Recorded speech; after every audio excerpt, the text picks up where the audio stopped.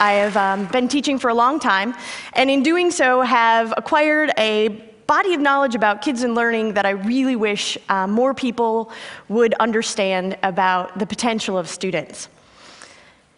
In 1931, my grandmother, bottom left for you guys over here, graduated from the 8th grade. She went to school to get the information because that's where the information lived. It was in the books, it was inside the teacher's head, and she needed to go there to get the information because that's how you learned.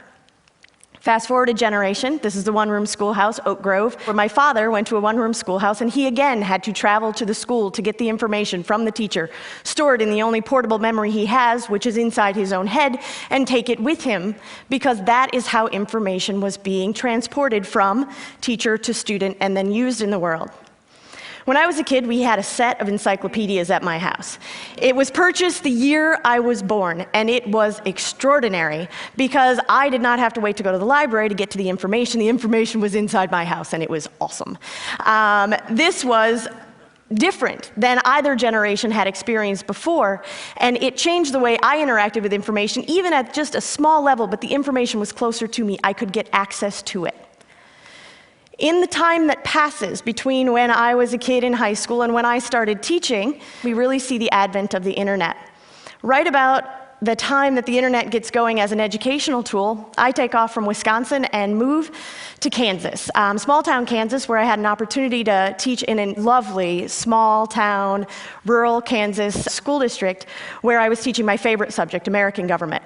My first year, super gung-ho, going to teach American government, loved the political system.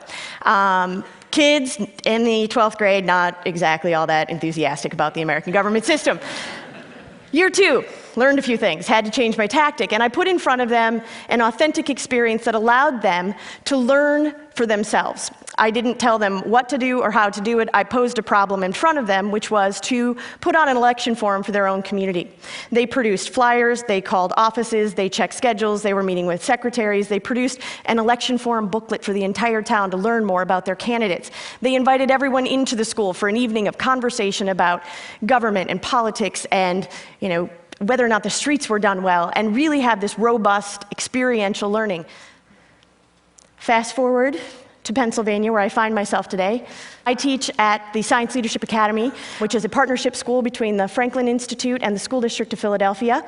We are a 9 through 12 public school, but we do school quite differently.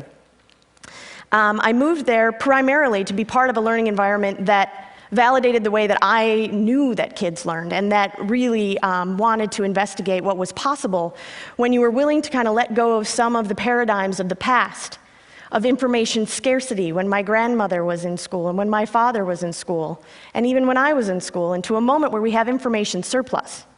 And so what do you do when the information is all around you? Why do you have kids come to school if they no longer have to come there to get the information? In Pennsylvania, in Philadelphia, we have a one-to-one laptop program, so the kids are bringing in laptops with them every day, taking them home, getting access to information. And here's the thing that you need to get comfortable with when you've given the tool to acquire information to students, is that you have to be comfortable with this idea of allowing kids to fail as part of the learning process.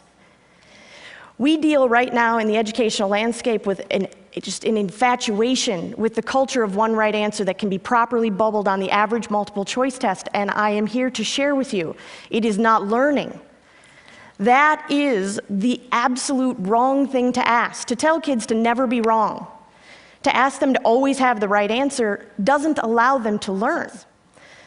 There are a million pictures that I could click through here and had to choose carefully, this is one of my favorites, of students learning, of what learning can look like in a landscape where we let go of the idea that kids have to come to school to get the information, but instead ask them what they can do with it. Ask them really interesting questions. They will not disappoint. Ask them to go to places, to see things for themselves, to actually experience the learning, to play, to inquire.